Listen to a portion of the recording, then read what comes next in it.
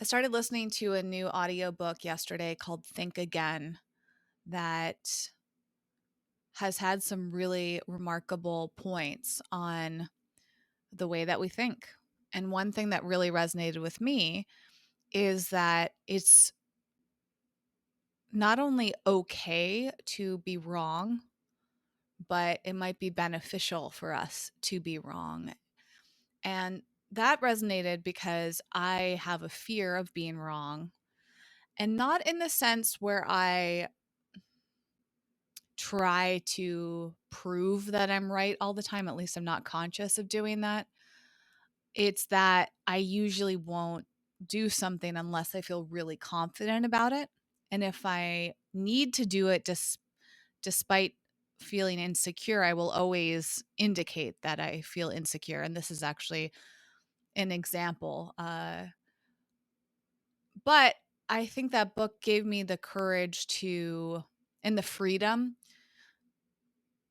the permission to be wrong, I suppose.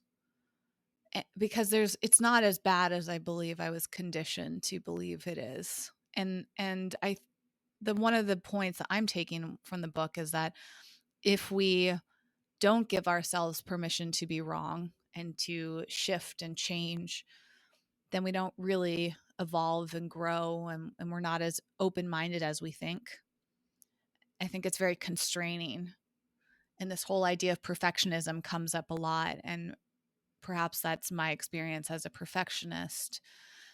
This also came up for me as I've been learning more about what it means to be anti-racist. And about a year ago, actually, in June 2020, when I first started being very committed to that journey, I was afraid of saying the wrong thing, as many white people were. You know, those of us who wanted to be allies, called ourselves allies, felt awkward uh, because this fear of saying it wrong. And we've talked about on the show, cancel culture can make it scary. And reading this book makes me feel stronger about cancel culture, and that I think it's a really slippery slope and challenging thing, because we want to hold people accountable. But if we instill this fear of saying and doing the wrong thing in people, then do they lose the courage to try? And do we lose that opportunity to be wrong and the growth within that? And I think it's also a lot in our ego to think that it's possible to live life without being wrong at some point. So, anyways, I just started reading it or listening to it. I'm probably going to read the written version of it so I can better understand it. But that ties into the podcast in a lot of ways, because I think it's important that we state, Jason, if it's not already clear, that this is a big exploration and we're not here to be right. We're not here to be gurus, as we talked about in one episode that you and I did towards the beginning of the show that really sat with both of us, like had a big impact on each of us, was that guru episode. So if you, the listener, have not listened to that, we will link to that in our show notes for this episode at wellevator.com, WELLEVATR.com. If you don't want to go to the show notes, just type in "this might get uncomfortable guru" and you'll probably find it pretty easily. And that is something that I actually was complimented on by a friend, Jason. I hadn't mentioned this to you, but one of our mutual friends said that they liked that we didn't come across as having all the answers and didn't have an ego about us. And that felt good to me. That ironically made my ego feel good because I get turned off when people seem like they have all the answers. And actually, if I've noticed my tendencies when it comes for me consuming content, I lean towards people that are vulnerable with a little bit of confidence and courage, but not leading from a place of being know-it-alls and like I'm better than you, and just kind of this like dominating energy. I don't really like content these days that feels too structured and edited. I like that content that feels like an exploration and a curiosity and like, let's learn together. That feels more open and free, and it feels like more in the flow. And it depends also who's sharing the information. I'm very sensitive to the energy around it. And one of the reasons I bring this up today is because a subject matter that I feel insecure about talking about, but also I feel like is important to share, is my exploration of ADHD and how I've been wondering recently if I have undiagnosed ADHD. And I felt a little nervous sharing this. I actually recorded a video for my Whitney Lauritsen YouTube channel a few weeks ago, maybe a little bit more, somewhere between a few weeks and a month. And I never posted it because I thought, oh, what if I don't have ADHD? Are people going to be offended that I'm wondering, And I want to start by saying that I try to be very respectful when it comes to anything mental health related, because I don't ever want it to seem like I'm taking it so lightly. I think it's when it comes to conscious languaging, using terms like I have anxiety, I have depression, or I'm depressed, like those words get thrown around so much. But some people have clinical depression. So if we kind of associate depression with or mix it up, I wonder if the people that are clinically depressed feel like it's minimized, almost like it's cultural appropriation, if that makes sense, in that we're taking something from someone else and making it ours, even if it's different from their experience. Like we're making light, maybe light in a way. So we have to be mindful, and in that sense, it can minimize somebody else's experience, right? So it's like, oh, if everybody's depressed, then do the clinically depressed people, are they not taking us seriously? And it's kind of like when you share something with someone and they go, oh, I can totally relate, but maybe as a fact that they haven't had that experience. Like extreme example would be, I'm upset because my dad died. My dad's still alive, but like, I'm just saying, like, if somebody said that to me, I can't completely relate. I'm not gonna be like, oh, I understand. Like even that phrase, I understand, I try to be mindful with, because I can't understand what it's like to lose my dad until I lose my dad. So I think I've said this before on the show, like I want to learn more language for those discussions to validate other people and also try to take myself out of it. I sometimes inadvertently will, and many people do I have a tendency to like try to show that I relate or can understand what somebody's going through, because I've been unconsciously trained to do that. I think that's like how our society tends to try to support somebody through grief, is like letting them know that you have compassion because you feel like you can understand. But over time, I've started to feel like that's not the best approach. Like sometimes we truly can't understand what someone's going through and they don't need us to understand. They just need us to listen or be there for them or show our compassion for them. So my point being, the conscious language side of this, I'm treading very lightly. And I want to say that up front, because Jason, I know that you started to have a question mark in your head the more that I've explored ADHD out loud. You said the other day, like, I wonder if I have it. You being Jason.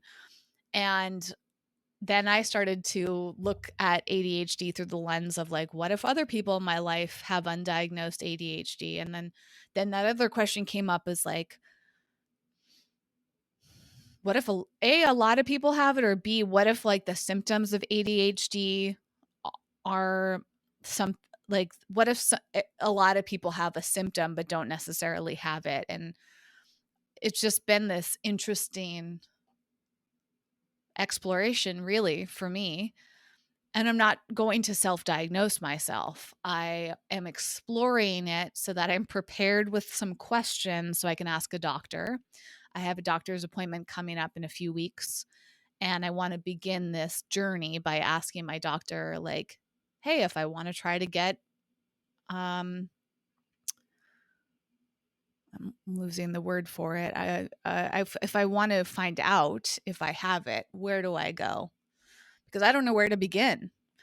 And I think it's something that I'm feeling more confident talking about out loud, Jason, this exploration, because I wonder how many people are undiagnosed with it. I didn't recognize how common adult diagnosis of ADHD was until recently. And now I know a number of people who didn't went so much of their life without even realizing it. And I'm grateful for the people that speak publicly about ADHD, especially those who have it, because that's how I've learned. And it's mainly been on TikTok. And coming back to like one of the reasons I spend so much time on TikTok is I really appreciate people who talk about things that I don't see addressed as publicly and openly and honestly as on TikTok. And that's why I'm talking about it, because even if I don't have it, it's an important thing to explore if you have symptoms. So I thought what we could do today is go through some of the symptoms of it and some of the, neurodivergent elements, which is a term I didn't know until recently. We did an episode about what it means to be neurodivergent recently. And even when we did that episode, Jason, I didn't suspect that I had ADHD. And that is another interesting thing. Like, I don't know if that's a newer term, neurodivergent versus neurotypical, but when it's really new to me, and it's like, how many things are out there in this world that could be helpful to our mental health that we don't even have exposure to? And I think that's something I'm very committed to with this show, is just talking about things so that the listener feels comfortable and aware so that they can explore it and discuss it themselves. To back up what you said about us uh, not claiming to or being clinical psychotherapists, medical doctors, psychiatrists, um, just to reinforce what you said on a medical scientific level, we don't have any of those certifications or degrees. We are exploring all of this often in real time, trying to unpack not only the ramifications for our own individual health, Whitney and myself, but the larger ramifications for society and culture and humanity. Uh, as an offshoot about the guru episode, if you do a Google search, there's also a companion blog post that last time I checked was one of our, if not the most read blog post on our website, wellevator.com. It's Be Your Own Damn Guru. It's one of the blog posts I'm most proud of. And if you want to read a companion post to the episode, that is out there on our website as well. And on that topic, Whitney, we we recently got an email a few days ago for our last newsletter. And on our website, you can subscribe to our newsletter. We send out newsletters every single Friday with new blog posts, new podcast episodes, including our brand new private podcast, This Hits the Spot, which is all about our favorite products and supplements, services, things we're excited about. All that being said, we received a reply to the newsletter because we talked about how this month, as of the time we're recording in June, is National PTSD Awareness Month.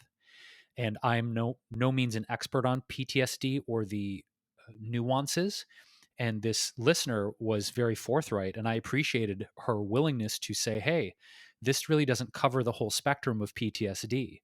For instance, she was saying she has something called CPTSD, which I'd never heard of, which apparently stands for chronic PTSD, in the sense that this is a form of PTSD that has a sense of embedded trauma that doesn't resolve as easily as other forms of PTSD. I had never heard of CPTSD.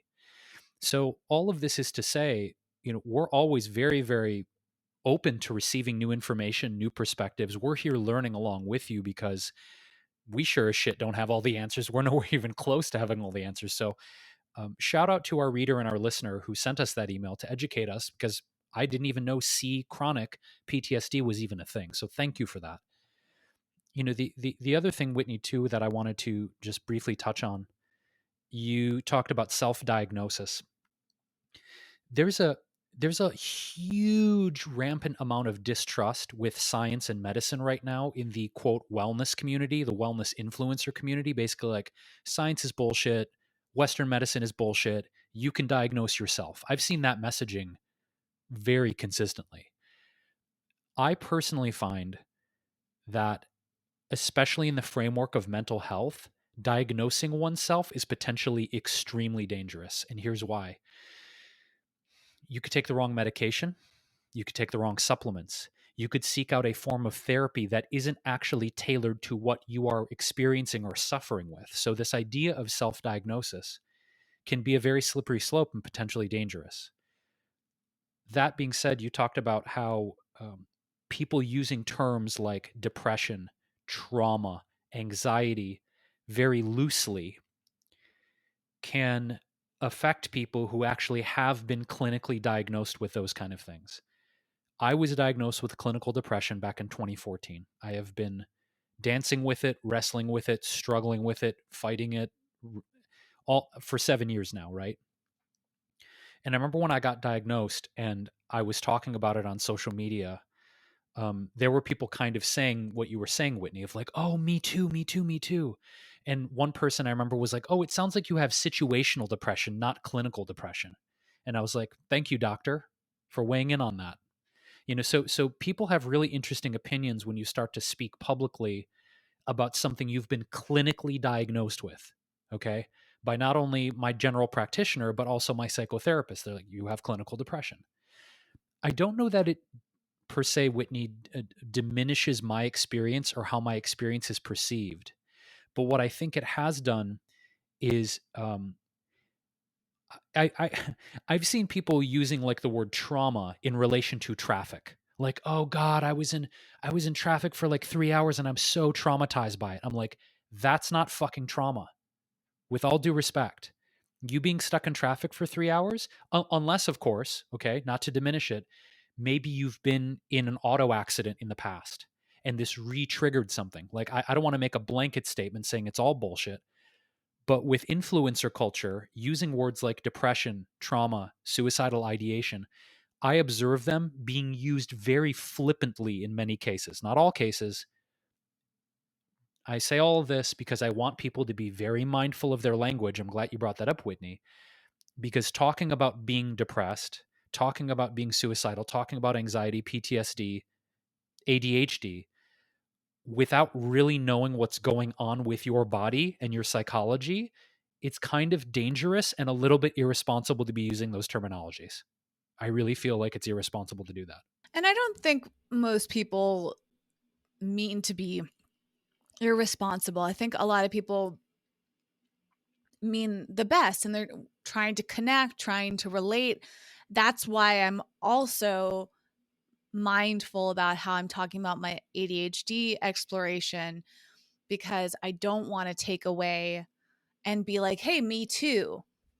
What I can say, me too, is that I can relate to some of the symptoms, but I'm not going to assume that because I have some of the symptoms of ADHD that I actually have it. Because what I don't know yet, because I haven't worked with a professional, is, are those separate? Like, are those, it's kind of like, is it a coincidence, right? Similar to how you can feel anxious but not actually have an anxiety disorder. I'm also very mindful when I use the term eating disorder. I prefer disordered eating because I don't think they're the same thing.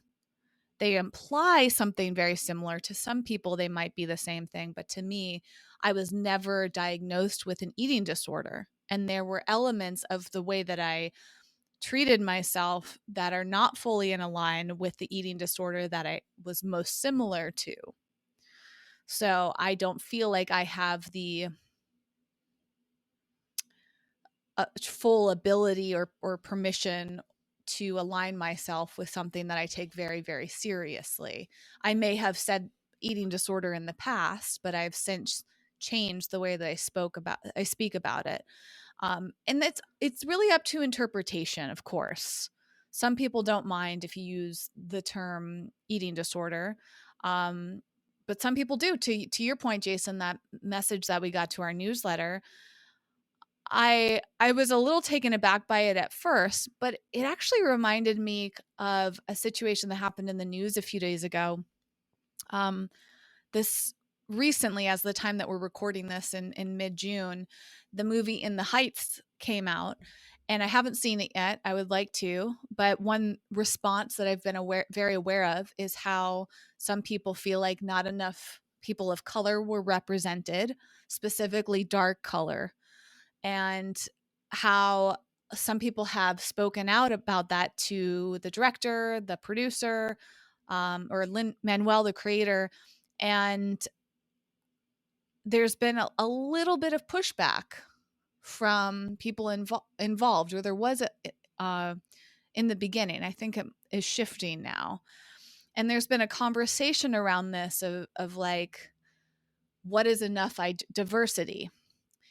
And one comment that came out a few days ago, again in mid-June 2021, was Rita Moreno, who is a Puerto Rican actress.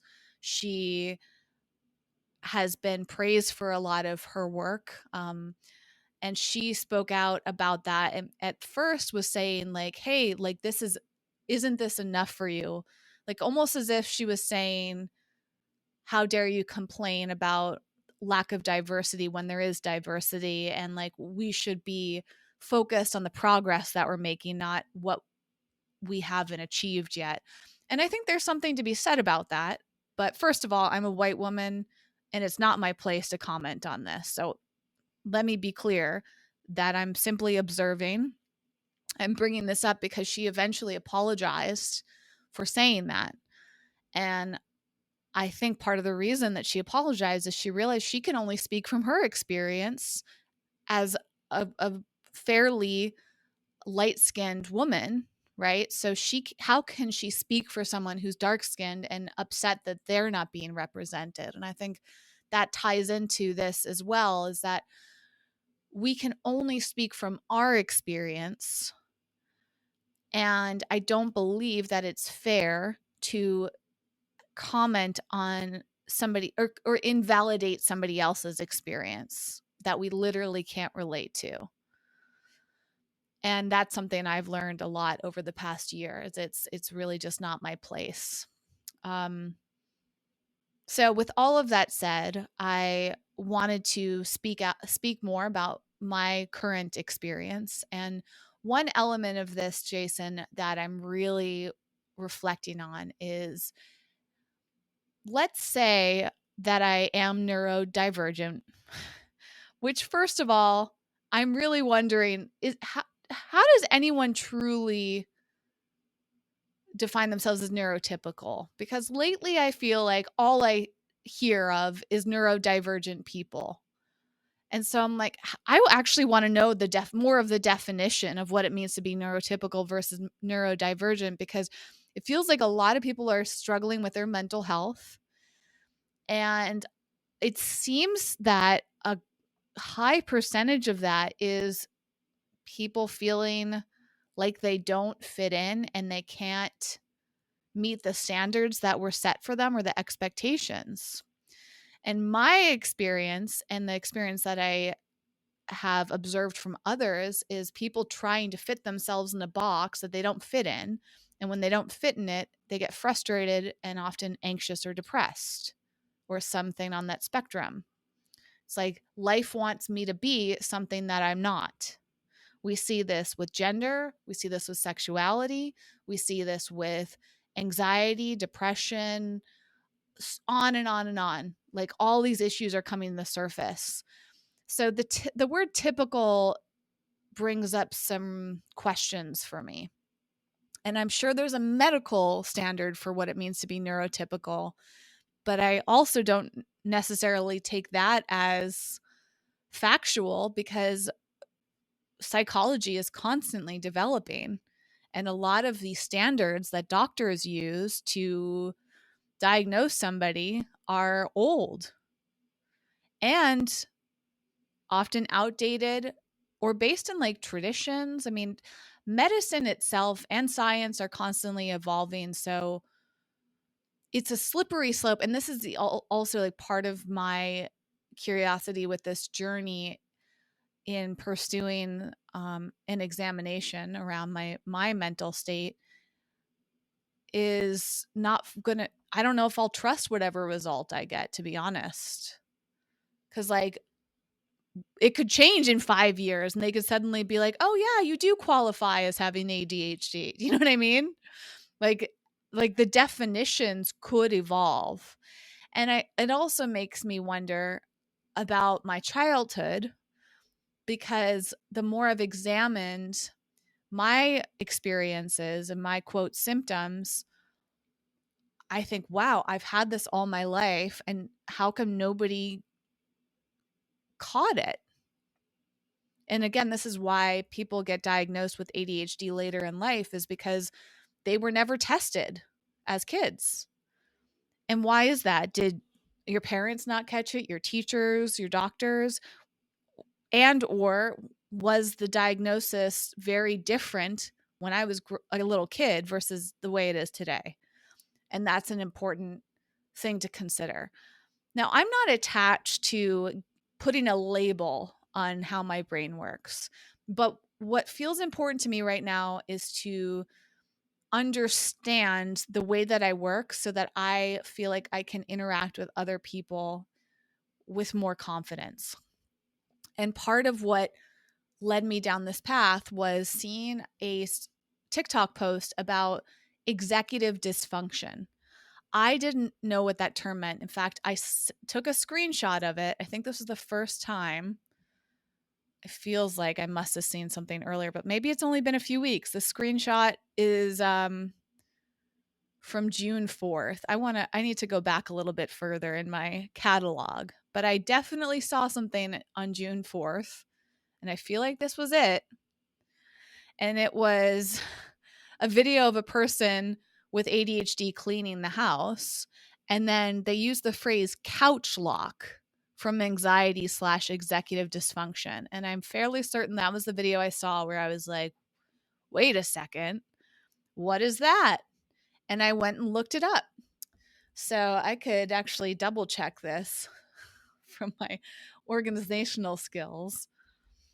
Since I do use Google currently, one of the benefits of it tracking you is you can see all your search history.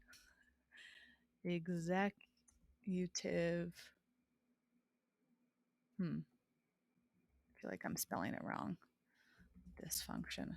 I thought I was going to immediately pull up some search results, but nothing came up. I know I searched for it. I know I found some articles about this executive dysfunction, but maybe they've cleared somehow. Darn. I was hoping that I would be able to pinpoint it. But I saw this video and I went and I looked up what executive dysfunction was. And it was like, bingo. I have never heard this term previous to this. And executive dysfunction describes the range of cognitive, behavioral, and emotional difficulties which often occur as a result of another disorder or traumatic brain injury. Individuals with executive dysfunction struggle with planning, problem solving, organization, and time management. This is the definition from attitudemag.com. That was just at the top of the Google search. So don't take that as the full all-encompassing definition. I also pulled up an article on Manhattan Psychology Group that describes it as, here's executive functioning disorder. Skills where there may be deficit. Okay. So people with executive functioning disorder exhibit a wide variety of difficulties with everyday tasks, such as not being able to manage time well, difficulty meeting deadlines or goals, and determining the amount of time that has passed or is necessary to complete a task. difficulty organizing and planning, trouble paying attention, trouble switching focus, not being able to remember details, misplacing and losing possessions, difficulty delaying response or withholding a response. Bingo. Like, just reading that sentence, I'm like, holy shit, this is why I need to look into this further. Now, a lot of things on this list seem very common. And not everything on this list is something I struggle with. For instance, most people that know me believe me to be very organized and very good at planning. And those are skills of mine. However, Jason, I've often wondered, did I teach myself those skills because I was trying to compensate for my challenges with the other things? How much of who I am today is the result of me trying to cope with something I've been struggling with my whole life that nobody else seemed to be able to help me with? Because I find relief and comfort in planning and organizing. When I can't plan and I don't organize, I feel extreme distress. I feel so much anxiety. And that's why, I don't think I've ever looked into ADHD, because I thought, all right, like I seem to be able to pay attention and to focus. Um, I'm pretty good. I have a good memory. Like, you see some of these things, like, but when you get into the nuances of this stuff, that's where I start to wonder. And my difficulty in responding to people is a big red flag. And one of the top things that I'm curious about. Like, I thought all these years, Jason, once I noticed that about myself, which was probably about 10 years ago, I figured that was just purely a weakness of mine. And like, I almost had this, it's hard to verbalize or put into words. Like, I thought it was something that was like simultaneously wrong with me, but something's fixable. Like, I'm really struggling with this, but like, it's just temporary. Or this is why it's hard to put into words, because I feel like other people, or I've like internalized what I believe other people are thinking, Jason. To be very specific, most people, especially you, know that I'm very slow to respond to emails. Emails have been a huge challenge for me for years. But enough people seem to struggle with emails that I thought, okay, this is A, common, but B, I thought it was like a temporary problem I was having, Jason. Like, I'll get over it, or I'm just being lazy. It was like, that's why I'm saying, like, I can't even quite put the words to it. It's like I just thought it was something I could fix. I don't know if that makes sense, but like, it just wasn't fixed yet. But I've noticed, just reflecting, that it's at a certain point, if something's not fixing itself, it's probably not going to fix itself, if that makes sense. Like, at a certain point of experiencing something, maybe it's just the way that you are. And I've internalized it so much as a point of shame. Like, I feel deep shame when I don't reply to emails. And then on top of that shame, I get anxiety because I feel so much shame and I get caught up in this cycle. And in my brain, I'm always thinking, but one day I'll catch up. One day I'll remove the shame. One day the anxiety will be gone. If only I do this. Like, and this is part of where the executive function comes in. And I've noticed a lot of people expressing with ADHD that they get these windows, these bursts. I can't remember if I sent you this video, Jason. I feel like I saw this last night, someone else articulating this, but like, a lot of people with ADHD like get these brief periods of time where they can focus. And it's like, as soon as you feel that, you have to spring into action and do something with it. And I feel like I'm always waiting for that window. And that's my hope. I'm like, okay, here's the window. I have the energy. My brain's focused. I'm going to get this stuff done. And I get something done. And then it's like, bam, the executive dysfunction comes back. And it's like other people describe it as like paralysis, where I feel like I shut down. But because I've been caught in the cycle of self blame, I just put it on myself all the time. And I think something, it's just, I don't even know have the word for it. I don't know if it makes sense to you, Jason, at all. Well, it's tough because I think the reason that it's difficult to self-diagnose something like this, to your point, is when you read how this affects, at least on the list and the symptoms and the actions or lack thereof that you just mentioned. It's like even I could say, oh, I definitely identify with some of that to a degree. Um, it's difficult though, right? Because it could be, I wonder this for myself. Is it simply exhaustion sometimes where I can't sit down and focus on the inbox? Or for me, it's like, for me, it's like always dishes. I cook, I make a meal, I get distracted by work, I get distracted by other people wanting things from life. You know what I mean? And then I look at the dishes and I'm like, I'm not doing this. They pile up higher. I'm not doing this. Pile up higher. And I wait until literally I have no clean dishes left, right? But for me, as a transposition, is that just exhaustion from life in general? Or is that executive dysfunction? And that shows up for me in my reticence to do dishes daily. It's hard to say. It is hard to say. And again, we're just talking through this. Like, my fear is that the listeners can be like, you should don't even try to understand it. Go get diagnosed. It's not that simple, first of all. And I don't think there's anything wrong with exploring it. Like, so I'm glad that you're open to having this conversation with me, Jason. I just want to be very clear. Like, I'm reading about it so that I have some of the words to ask my doctor, because I'm a little afraid that going in, if I don't articulate it, doctors are going to be like, oh, that's just common. Like, you know what I mean? Like, that's why it helps. This is part of my preparation, like, as a coping skill. Like, I like to prepare my thoughts. So, because I haven't had the words to describe this. And one thing that you just said, Jason, that's actually in this article on manhattanpsychologygroup.com. This to me kind of sounds like what you're describing. And one reason I think you should talk to your doctor and see where you fall on the spectrum of all this.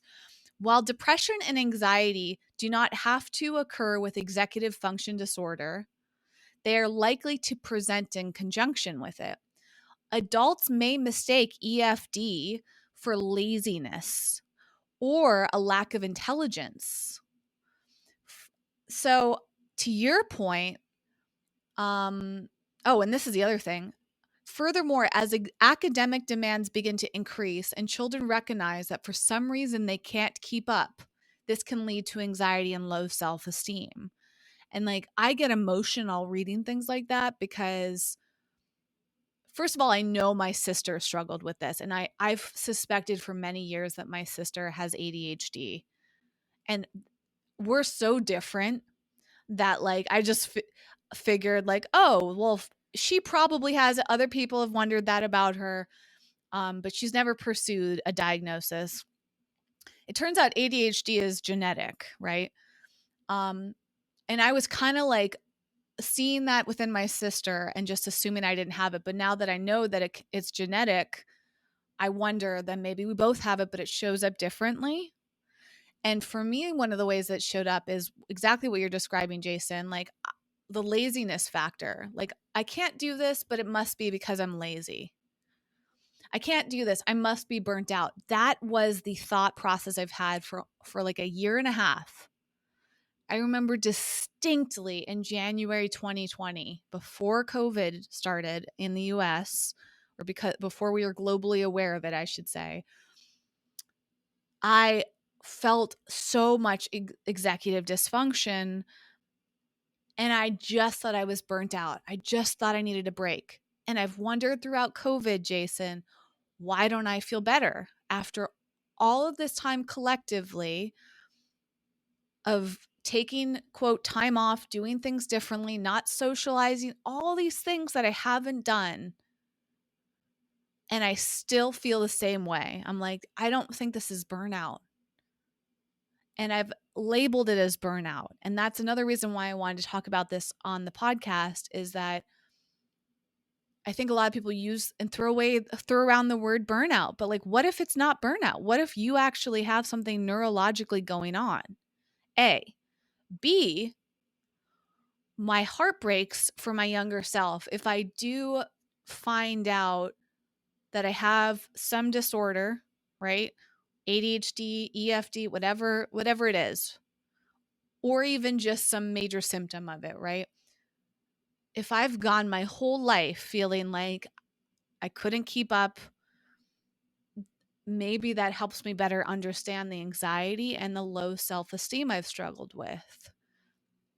And there's like a lot of therapeutic elements of this. In fact, Jason, again, as I've looked into this, part of me is afraid of getting diagnosed, because one of the most common things that happens is you're prescribed medication.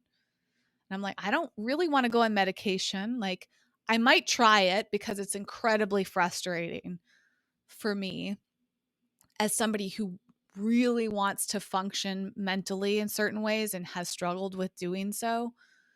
Um, I might try medication so that I can function in the way that I would like to, just to see what it's like. But I'd have to go down and better understand what the side effects are. The alternative, though, is cognitive behavioral therapy. And I'm thinking that there's got to be a lot of therapeutic elements of not only being diagnosed with something or better understanding your brain, but then therapeutically working through it. Because for me, I want to heal that inner child that couldn't keep up in school, that would try so hard to get A's and usually got B pluses, and that never felt good enough, that was devastated when I didn't get into the college that I wanted to because I couldn't get my grades and my SAT scores up high enough. And I bet you there's so many adults and teenagers that carry around shame and anxiety and low self-esteem because they couldn't keep up or they couldn't meet those standards and that criteria. And that's the other reason that, again, I want to share this journey, because what if we have been beating ourselves up over something that we can't help? It's a really kind of intense thought, isn't it? I mean, to think about making ourselves feel bad for so many years because we were underperforming, or we were thinking we weren't good enough, or not matching the work ethic or the output or the level of enthusiasm or passion or focus that we saw in our classmates, our work colleagues, the people in our industry. It has the potential to reframe a lot, and it has the potential to present a whole nother series of choices of how to, I suppose, move forward in life and perhaps take different approaches. The thing that I land on, though, right, is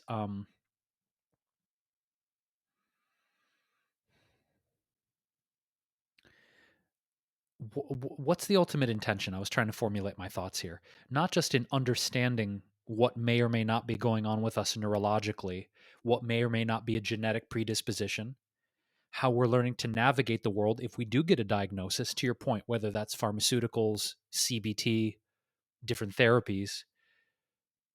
But it's like, do we want to be more productive? Is that something, and if so, why?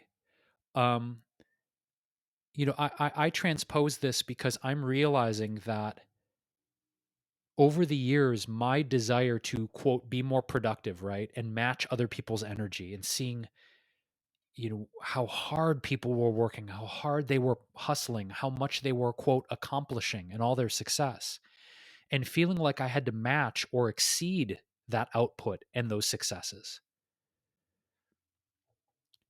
I guess my question is, as we understand ourselves more and potentially get a diagnosis for some kind of neurodivergent sort of framework with our lives,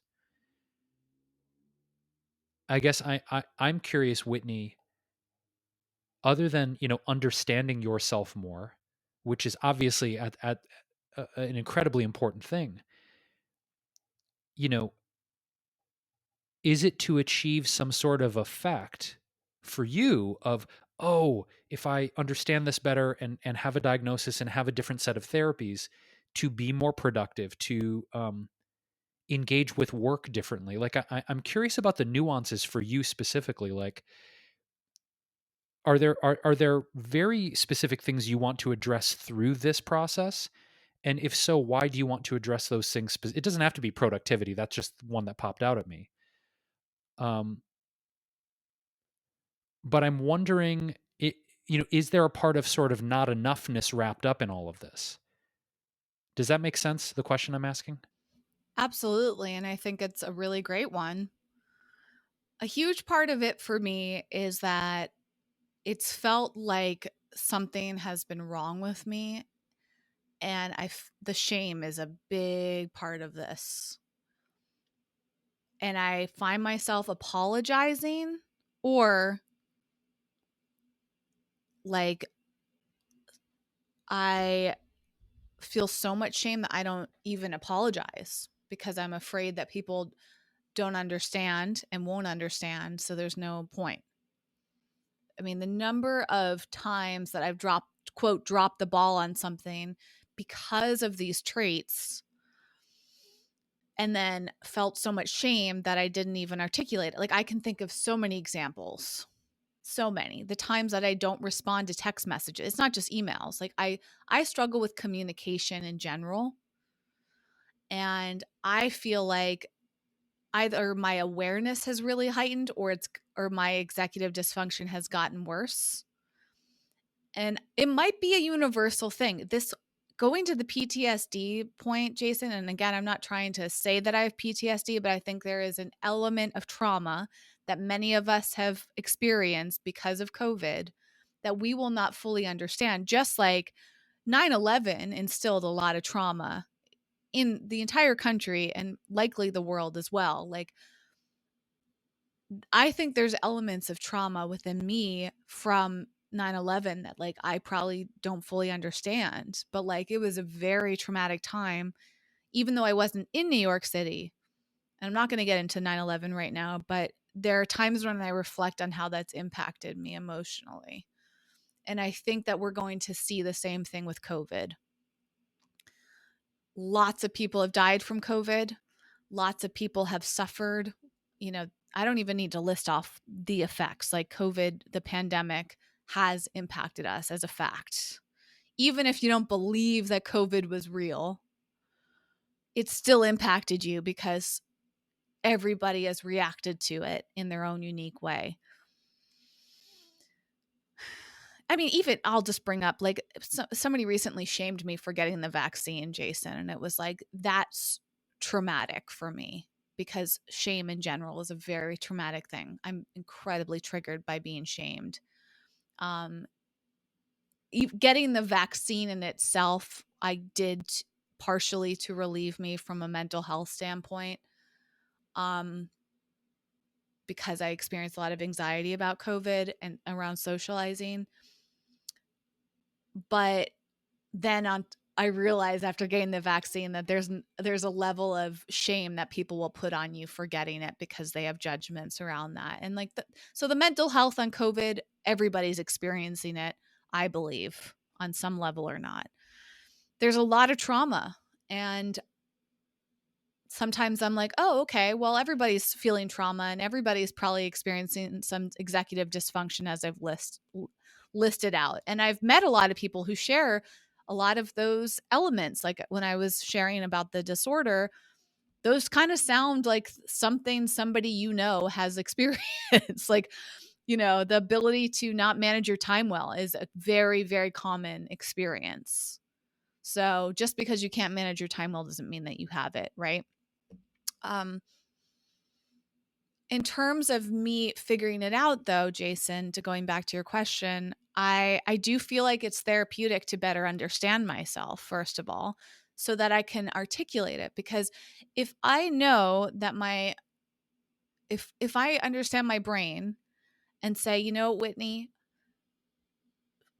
black and white, you're just not somebody that is very good at answering emails. I can take some of the shame away. And I can confidently say that to somebody. And if I had a way to describe that to someone truly, like, I don't want to sound like I'm lazy. If I can articulate to someone professionally, hey, I cognitively struggle with responding to emails, it's not personal.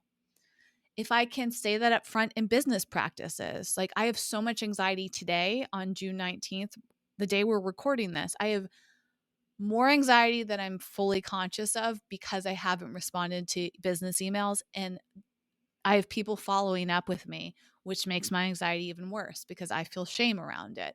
I feel embarrassed. I feel weak. So, to your point, Jason, it's not necessarily trying to be more productive. It's that I don't want to carry that unnecessary shame with me. I don't know for sure that a diagnosis would comfort me, like, but I would like to learn some way. And part of my exploration, my commitment to the listener, is that I want to share what I learn about this. And if I can get more tools for communicating to others, I will absolutely share that, because I'm guarantee I'm not the only one that feels shame when they don't reply to a text message, a phone call, an email. Um, I would love that. To me, it would make me, I would feel so much um, relief. Yeah. Yeah, absolutely. I think the interesting thing too, we've talked about sort of how to navigate work and the workplace when you have a mental disorder. We've discussed this in previous episodes.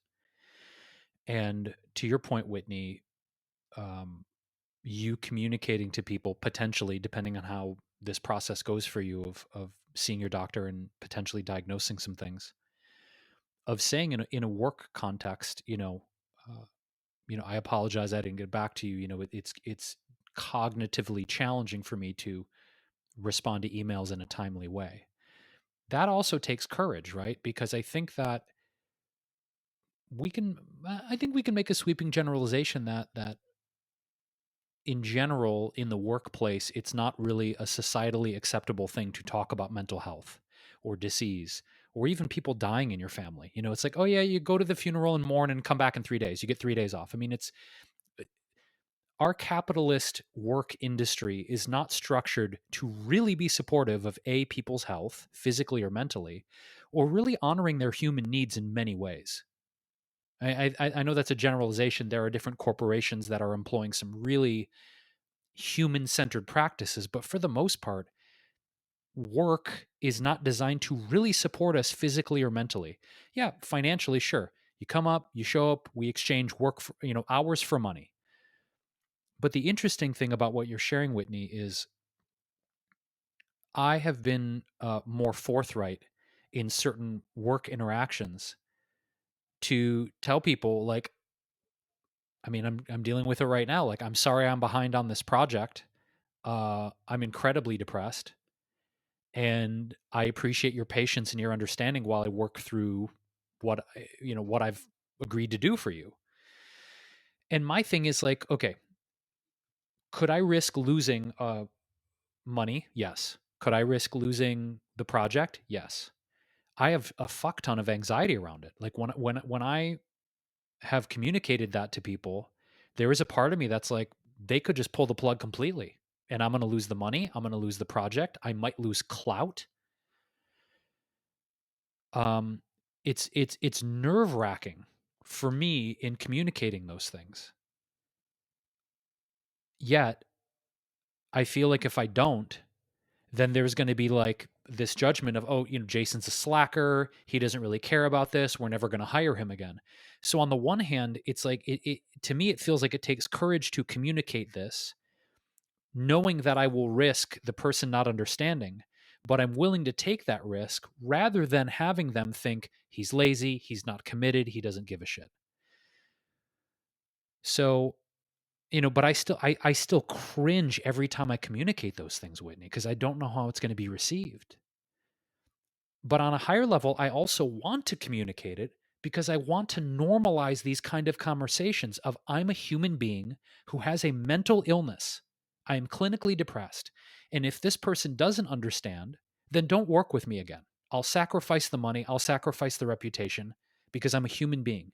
And my health comes first before money. My health comes first before success.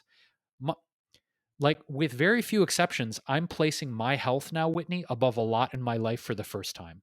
So I'm excited and supportive of you in this exploration for you, in you not only understanding yourself more, but using that understanding and that framework to communicate in these ways and having the courage to say, fuck it. If people don't understand, they don't understand, but I have to be honest about what's going on in my life.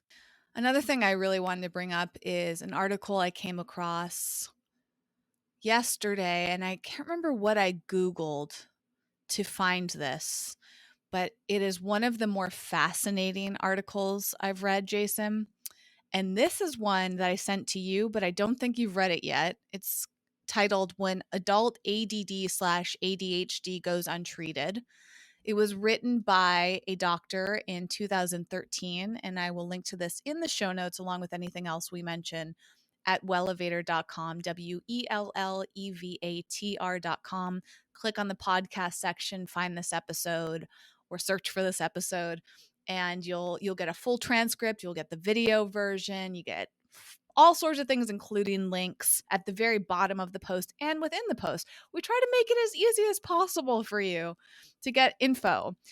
And this article is very eye-opening to me. I haven't cross-referenced it. I like to be transparent. It's on Psychology Today, which I find to be fairly reputable. And it's like, oh, it's also, they review their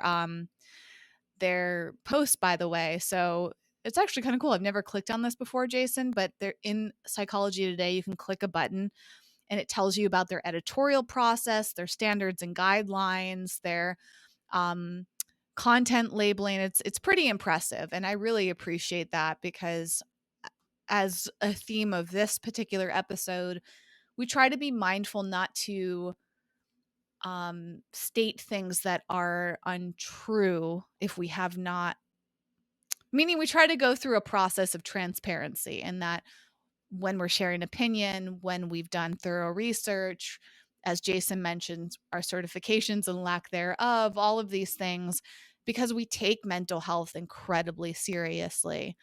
And it's really been a big gift running this podcast, Jason, because I feel like I've learned so much about mental health. This has been an education for me, even when we're not always basing it in scientific research. It's still enlightening and it puts us down this path. So this article is like really great for what we've been exploring.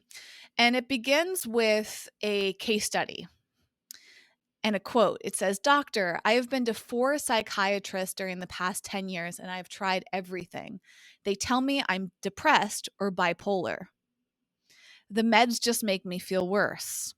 I was in therapy for 6 years and figured it was that I had a bad childhood, but I still feel lousy." Then the doctor and writer talks about this person, John. I don't know if that's the real name or just one for the article. "John contacted me because I specialize in the diagnosis of ADHD and the treatment of ADHD in New York City. His financial firm that he worked at had sent this doctor similar people who are bright and brilliant and feel like they should be excelling, but never seem to get their act together. A third of the patients they referred ended up having adult ADHD and have never been diagnosed." In the opinion of, it seems like, is it him or a different doctor? He references another doctor named Dr. Hollowell. ADHD is a misnomer, a bad term. This doctor sees ADHD as neither a disorder nor a deficit of attention. In his personal and professional experience, he has come to define ADHD as a trait, not a disability, which I think is an important distinction, right? Then it gets into whether or not ADHD is overdiagnosed. And this doctor says more often than not, ADHD is missed and the person is labeled with depression or bipolar disorder. Fascinating, right? Doctor says, when someone tells me they are depressed, but every treatment in the book, including medications, haven't worked, he starts wondering if something else is going on. And Jason, I don't know if that about you, but this makes me wonder about yourself, right? And I'll continue. Many times, symptoms of ADHD can masquerade as other diagnosis. They often have mood swings and difficulty with mood regulation. This isn't a DSM-IV criteria, which, by the way, for those that don't have a background in psychology, that's like um, a book basically of how they make diagnosis as psychologists. He said it's not in that criteria, but if you've worked with hundreds of patients with ADHD, you know that ADHD causes mood swings.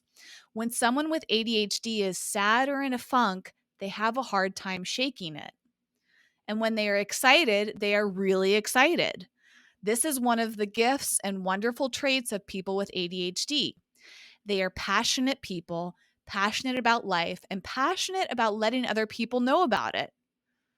If one doesn't spend the time getting to know the person, they might think the person has bipolar disorder. And I bring this up because some people have wondered if Jason has bipolar disorder. 100%.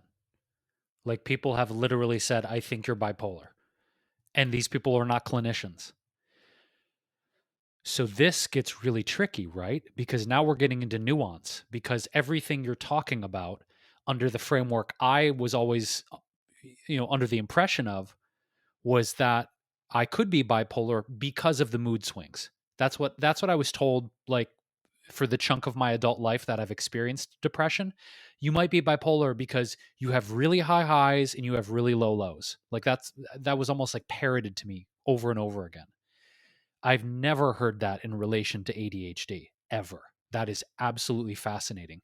And it's confounding too, right? Because it I don't think that I've been, first of all, I haven't been diagnosed bipolar by either my therapist or my general practitioner, like neither one of them, right? And looking at neurotransmitters and things like that.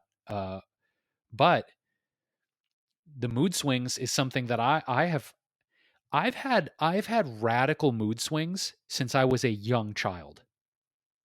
Young child. This is not what you're describing is not a new thing for me. I remember being young and having the kind of personality that when I'm on fire about something, like you're going to be on fire too because I'm so excited about it, right? But when I get low, I get really fucking low. And that's why my eyebrow was raised upon reading this, because you said to me after something else unrelated to this I sent you, Jason, you're like, I wonder, should I get tested for it too? And I thought to myself, what makes him say that? And then when I came across this article, it was more clues. And again, I can't stress this enough. We're not trying to diagnose ourselves. We are bringing this up so that we can seek out this with a professional. Now, one question that comes up for me before I go back to that article, because there are other points that I want to bring up, is that I wonder sometimes, Jason, if it's possible to be undiagnosed, if it's possible to be misdiagnosed. It's a little scary because what if you're misdiagnosed for having ADHD and then you go to someone else and they say, no, you don't have ADHD. You could technically bounce around through all these different doctors based on their opinions and their criteria. And that makes me a little bit nervous. Like, what if you can never get a true answer? And I'm prepared for that, to be honest, similar to like what you're describing and what this doctor is describing. And actually, to go back to that, he said, many clinicians were taught that if someone presents with depression and ADHD, first treat the depression and then treat ADHD. But in his opinion, this is backward thinking. Very often, the patient feels depressed, frustrated, and Jason, I'm pointing at you, has lost interest in work and other activities. But this can be because he has experienced one failure after another or has gone from one job to the next. In this doctor's experience, if when you treat the ADHD, the person begins to acquire the ability to achieve their goals, improve relationships, meet deadlines, on, and they feel more competent, confident, and happy. Unfortunately, when patients are treated for depression and stay on medications and their symptoms aren't improving, they get worse without getting to the root problem. He also says, gosh, I mean, just reading this, it feels so insightful. He was taught during training to never, never, never take away someone's dopamine. Dopamine gives us a zest for life, motivation, and enables us to pay attention. It is the piece of the puzzle people with ADHD may be missing that inhibits and blocks them from reaching their potential. Guess what antidepressants and antipsychotics do? Through a feedback loop, these medications can decrease the function of dopamine in the frontal lobes and limbic system, which explains why some people hesitate to take drugs. And I know you've been reflecting on this yourself, Jason, and maybe for good reason. It also makes me wonder, when I took antidepressants very briefly back in college, they didn't seem to do anything for me. Now, granted, maybe I just need a deeper therapy, I needed to find a specific type of therapy that works for me. Or was it that I was misdiagnosed and given antidepressants when I needed something else? Yeah, it's fascinating. I mean, all of this is kind of turning,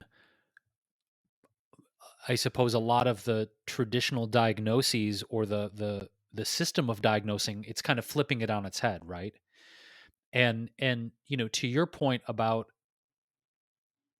um, SSRIs, which are selective serotonin reuptake inhibitors. I mean, we talked about dopamine, but most of the antidepressants out there work with serotonin rather than dopamine specifically. And one of the concerning things that I have researched, this actually comes from Harvard Medicine, and we can link to this in the show notes. I actually have the link handy somewhere, but in Harvard's research around SSRIs, Whitney, they found that in a lot of cases, it can actually increase suicidal thinking. Now, for someone who's already suicidal, like I am, okay, I deal with a lot of suicidal ideation. I don't want to be taking a drug that's going to increase the frequency and intensity of my suicidal thoughts when that's what I'm trying to address, right? So to your point about, experimenting with different things, this will probably be a different episode, because on the other side of what I'm about to talk about, there's going to be some episodes, okay? But I've recently been talking to my GP and my therapist about coordinating alternative treatments that are not SSRIs and not antidepressants, because they both agreed that that's not really the best option. The other thing I did not know about this, really quickly, I was talking to my therapist, Gary. He said the other reason that I'm reticent to go to an antidepressant for you, Jason, he said in his experience, and he's worked with many patients who are on antidepressants, he's noticed that they take on an average of 2 to 3 months to be fully functional. He said, where you're at right now with your depression, your suicidal ideation, I do not want to wait 2 to 3 months for you to have relief. He said, we don't have that luxury, and there's no guarantee they would even work. So what we're doing, and again, I'm kind of teasing a future episode, is I've started, and FYI, what I'm about to say has been discussed with my doctor, who's an integrative medicine doctor, and my therapist. I started about 4 days ago microdosing psilocybin mushrooms. And I actually just got a text before we started recording this episode, Whitney, that my therapist and my MD talked, which I wanted them to do.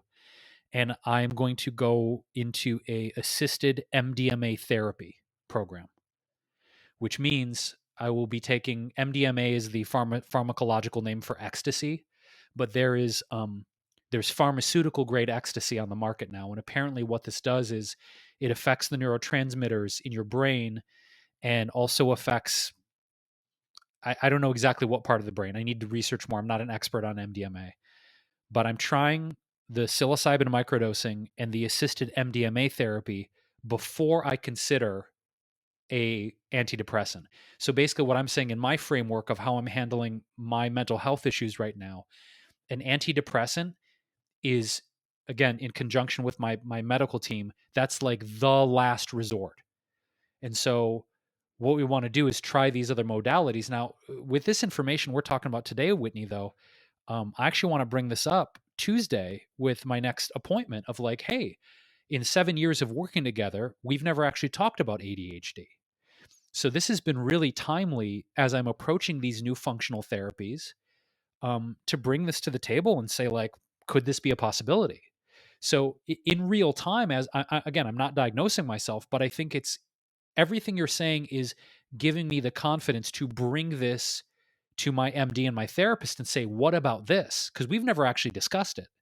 Not to take away from their expertise or their knowledge. And this article I'm sharing might explain that. I mean, maybe therapists, psychologists are not trained to or psychiatrists. I mean, again, in my experience, my very first time doing therapy was with a psychiatrist who was fantastic. That was in 2002. And by the way, James, I literally am thinking back to that date and how I said earlier how I haven't fully sat down to think about like the trauma of 9/11. Like my time going into therapy was not that far after 9/11. It was within a year. It's probably 6 to 9 months. I mean, I've never even thought about how that could have impacted my mental health at that time. Cause like I thought I was going through a breakdown, and that, I went to therapy or to the psychiatrist for two reasons. First, primarily was because of my disordered eating. That's why I was referred to the psychiatrist.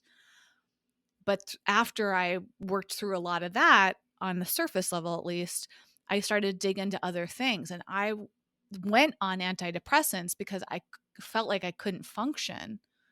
So I think that's the important element, is like, what something else to put on the table. What if I was also experiencing a PTSD that was impacting, like this is the connecting all of these dots and the impact of trauma, the impact of like learning disabilities, all of these things that we carry with us that if they're not addressed properly can have deep impacts on how we progress in life.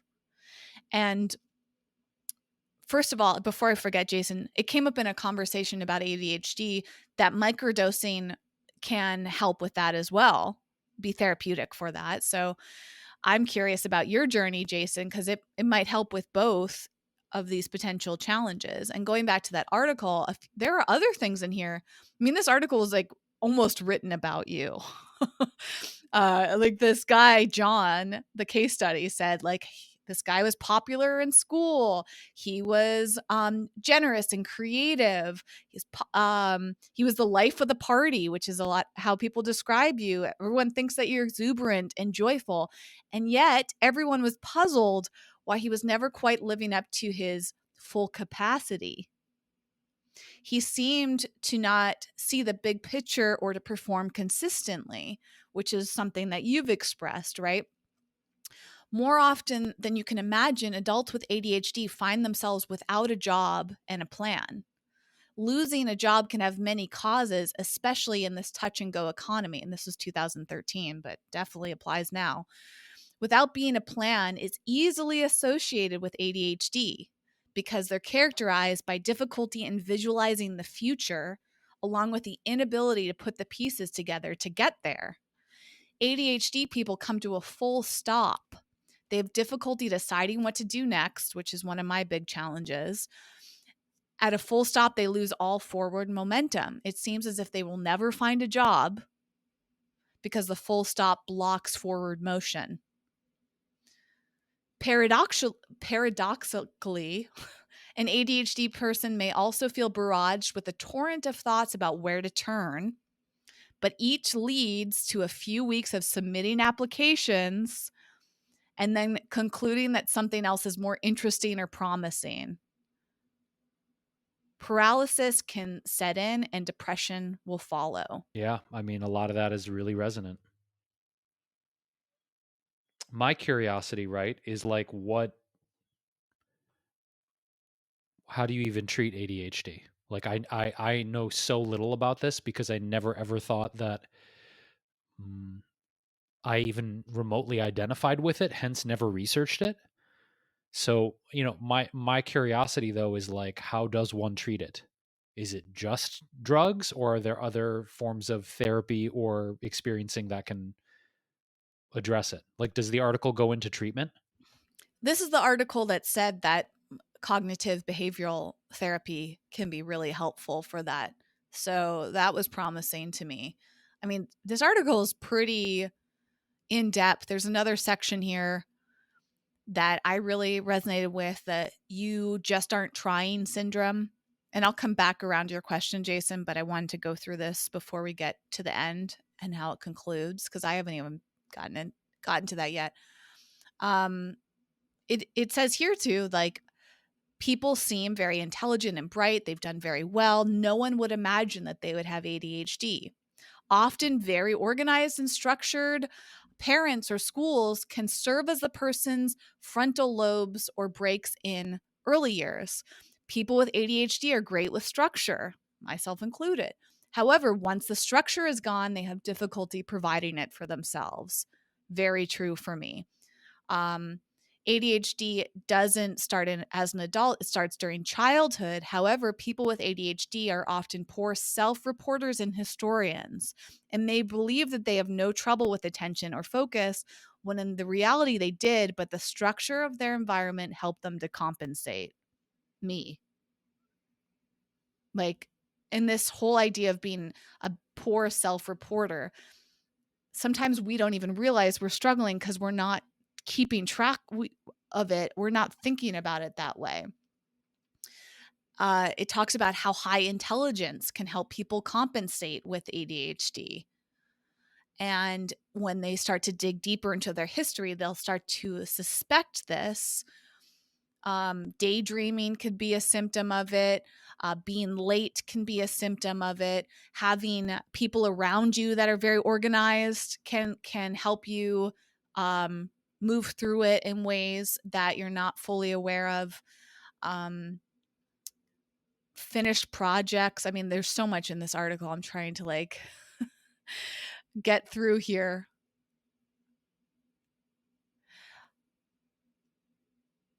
People with ADHD can have learning disabilities, but more often than not, they're very talented, gifted, and intelligent. When ADHD is recognized and appropriately treated, they can finally be free to express their talents and gifts to the world. Exercise is a huge treatment form, Jason. I'm getting into the treatment section now. Adderall, of course, can be recommended. I've heard that Adderall is really great, but I don't know that much about it, so I don't know what the side effects are, for example. Treatment for ADHD must be individualized, as each person is unique. People are complex. Treatment isn't about writing a prescription and seeing the patient once a year. Treatment is about helping people develop a comprehensive strategy to move on with their lives and achieve full potential. First, the relationship between you as a therapist and the patient is paramount, whether you're prescribing medications or engaging in therapy or coaching. Second, people with ADHD have difficulty maintaining and focusing on relationships. And social connection is one of the primary pillars of helping someone improve and must be part of the treatment. Interesting. And the article ends with an update on this guy, John, who started taking Adderall. He said for the first time in his life, he felt like he was out of the fog. He wasn't giddy or anxious. He finally felt okay. They had coaching for him where he would write down his goals. They addressed all these different areas of his life, from work, community, spirituality, relationships, and personal growth. They did cognitive therapy together to continue to work on this. And then later that year, they met and reviewed his accomplishments.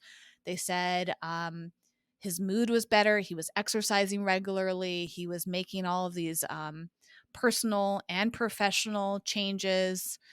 And it's basically a big case study about how things shifted. So there's no conclusive answer to your question, Jason, but it does sound like with the right treatment that's very specific for you, um, there is hope. And I think that's an important element of this. Is my personal feeling right now is I align with a lot of the things that I'm reading. I want to present this to my doctor and then take it from there. There actually in the article is a link to where to find a therapist to help with ADHD. And so I will link to that as well on Psychology Today. That's a starting point for you, Jason, and for anyone else listening who's reflecting on this for themselves or others in your life. And it's really just about taking the next steps. I will say, though, as someone that struggles, sometimes booking an appointment is the hardest thing for me. It took me a very long time to make the upcoming appointment I have with my doctor. And I've noticed this with my students, my clients. Simple steps are not always simple for the mind. So I want to say, lastly, to you, Jason, and to the listener, that one thing that can be very helpful is having some sort of accountability or somebody just to help you get this stuff done. And something as basic as asking a friend, a family member, a loved one, or just hiring an assistant, someone that can help you take those quote simple steps, can make a world of a difference. So that would be my suggestion. If finding a therapist is tough for you, is there somebody in your life right now that you can call upon to help you do that? And if not, can you hire somebody, whether it's a virtual assistant, an actual assistant, or can you go onto a website and do a short session with a therapist to start getting the momentum going? Fortunately, you don't have to go in person. Um, But I'm not sure beyond that recommendation, Jason, like what somebody would do if they were really halted with this. I think sometimes it's hard just asking for help. But I found recently, because since I struggle with taking quote easy steps, what I want to practice more is just asking for help. And I think the big conclusion I've had is that earlier is learning to effectively communicate with others so that they know how to help me, and building the courage to articulate what I need. Yeah, that's well spoken, and I think this journey is full of experiments and clarity, confusion, more clarity. I mean, this is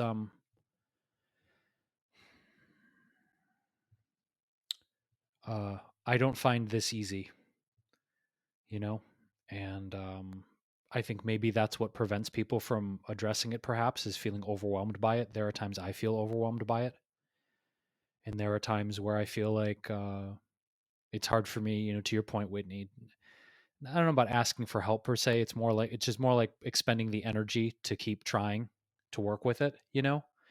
And a lot of days I feel like totally exhausted by my mental health struggles. So um, I think it's important, you know, that we continue to try and find answers for ourselves, every single one of us. I wanted to quickly say that in real time, I went on this Psychology Today therapist finder, and it's really impressive. You go to this first landing page, which we're going to link to in our show notes at wellevator.com, and you put in your zip code, and it shows you therapists, but on the sidebar, Jason, you can select your insurance, which is magnificent because My insurance provider directory, it feels a little hard to navigate, and that makes it hard for me to narrow it down. But in addition to this, Jason, you can narrow it down by your issues. So you can select ADHD, you can select anxiety, you can select depression, all on and on. You can also select sexuality. So if you would feel more comfortable seeing a gay or lesbian, bisexual therapist, you can choose that. You can also narrow it down by gender, including non-binary. Non-binary. Um, unless maybe this is okay. Wait, I might have been backwards. Maybe it's sexuality in terms of your sexuality. I'm not sure. It's a little confusing because then they have an age section and it says toddler, so I'm assuming they don't mean toddler therapists. So this confuses me, but I'm sure if you click around, but then they have types of therapy, Jason, so including cognitive behavioral therapy, EDM, EMDR, mindfulness base, um, and they have ethnicity served. Like, it's amazing. And it brings me comfort that Psychology Today has organized it, and honestly, it looks like an organization done by somebody that understands mental health, because knowing that you can select all of these things to customize the type of therapy you get is really relieving and empowering to me, and that gives me hope and excitement. Well, we'll link to that directory in the show notes for this episode. Again, our website is wellevatr.com. That's WELLEVATR.com. Just click on the podcast section. It will take you to all of the wonderful resources we mentioned today, the books, the directory on Psychology Today that Whitney mentioned, the articles about ADHD. I actually want to take that article to my therapist on Tuesday, Whitney, because I think it's really important for me to discuss with him. And again, we want to just reiterate to you, it's an ongoing journey. And we're exploring all of the answers for ourselves in real time here on the podcast with you, dear listener. And as always, we want to hear your feedback.